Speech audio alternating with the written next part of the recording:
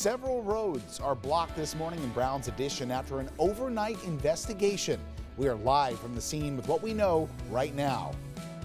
We're waking up to snow on the ground this morning with even more on the way tomorrow. I'll break it down for you and let you know what to expect. And we are ready to go. A historic moment in the fight against COVID-19.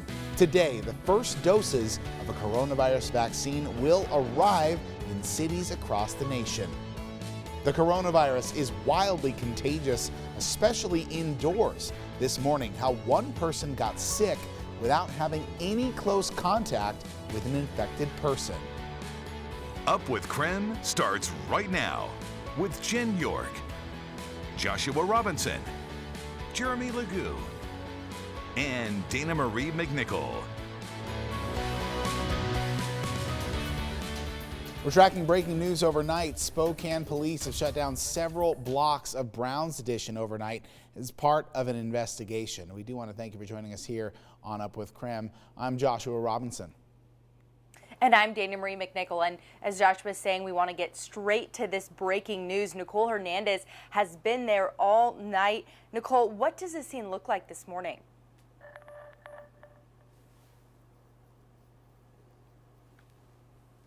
Yeah, so Poplar and Pacific here in Brown's Addition has been closed for hours overnight and still is blocked off by police now. I want to give you a look at what this is looking like this morning. Forensics is on scene here. Looks like they're starting to pack up now. You can see someone taking down the crime scene tape here, but it has been hours that this specific block here at Poplar and Pacific has been closed off, and the scene really extended in multiple directions down Pacific here way early this morning, around 2 this morning when I was out here.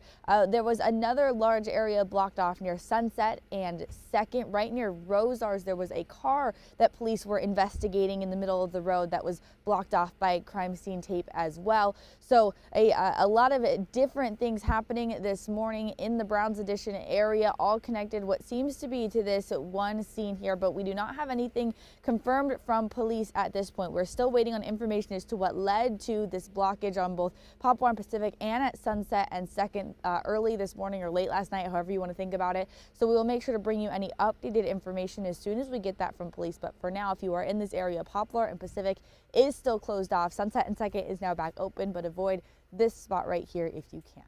Live in Spokane, I'm Nicole Hernandez. We'll keep a track of this situation by checking in with Nicole throughout the morning here on Up with KREM. And as you saw in that shot, some overnight snow is going to make your morning commute a little bit of a slick one today as we can continue to take a look outside from our KREM 2 storm tracker. Looks a little more clear right now, Jeremy, but looks could be deceiving. We both had a little bit of a slick morning commute. What else should people expect as they get their day started? Yeah, you know, today is kind of our break in the action. We did get a little bit of snow yesterday.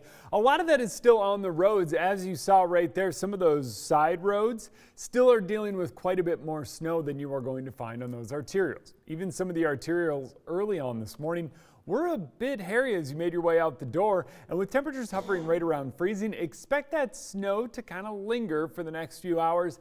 I would say not until the heart of the morning commute do we generate enough friction from tires and heat from motors to really start to melt a lot of the snow that's on those roadways. By this afternoon, temperatures above freezing might help out with that just a bit. Snow tapers off early this morning. Don't expect any more out of it from those flurries flying right now. Later on this afternoon, it's cloudy across much of the inland northwest. Then tomorrow, we see our next round of snow move in, but that isn't until after the morning commute. I think right as the morning commute ends tomorrow, we'll see that snow work its way back in. In Spokane, we'll get a little bit of it, but most of that snow sticks to higher elevations just because of our temperatures. Today is by far the coldest day of the week, and we are still likely going to hit 34 degrees later on this afternoon. That's above freezing, and in the coming days, temperatures continuing to rise means that we will likely see snow and then rain mixing in each and every day as we get up near 40 by this weekend. Each and every day. All right, we'll check in with you in a little bit, Jeremy. It is 6:04 now. The moment millions of Americans have been waiting for is today. Health officials in Washington state expect to get their first shipment of Pfizer's COVID-19 vaccine. Should receive 62,000 doses of the Pfizer vaccine by this Tuesday. Doses of Pfizer COVID-19's vaccine were loaded onto trucks and put onto planes destined for all 50 states. Now, given this rigorous process, I am extremely confident that Washingtonians can begin to receive this vaccine in a safe fashion. Healthcare providers in Spokane will receive 3,900 doses of the vaccine. However, that still won't be enough to cover all of the at-risk healthcare workers and long-term care residents. That's according to the Department of Health. In total, Washington will receive 220,000 doses of the vaccine by the end of December. And Idaho is also on track to receive at least 13,000 doses of the coronavirus vaccine. The first shipment is set to arrive this coming week. Now, Idaho's COVID-19 Vaccine Advisory Committee recommends frontline healthcare workers caring for COVID-19 patients and long-term care facility residents be first to receive the vaccine. The state expects to receive another 89,000 total vaccines in the second and third shipment. And Pfizer's vaccines need to be stored at extremely cold temperatures, making delivery complicated. Yesterday, the company president said it's prepared for that. Pfizer is absolutely committed to equity in the distribution of this COVID vaccine. And again, we've designed a thermal shipper that really can reach deep into parts of the world. The vaccine needs to be kept at -90°F. It's shipped into containers full of dry ice. Hospitals receiving the vaccine, like Harborview Medical Center, have these ultra-cold freezers to store it.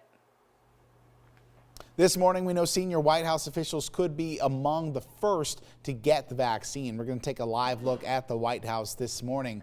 President Trump announced yesterday that some White House aides who work in close proximity to him and Vice President Mike Pence would be offered coronavirus vaccines as soon as this week, under federal continuity of government plans. Several Trump administration officials, including the president, have tested positive for COVID-19 earlier this year.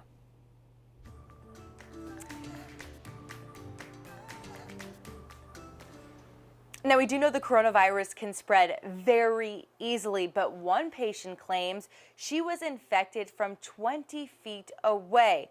So how does COVID-19 spread indoors? Let's connect the dots. New research shows just how easily coronavirus can spread indoors, and the results are an important warning. Let's connect the dots. This research comes out of South Korea, a country that has instituted strong contact tracing using cell phone and credit card data.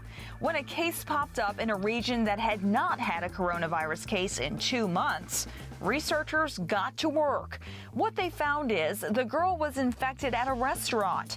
She was exposed to an infected traveler from 20 feet away for 5 minutes.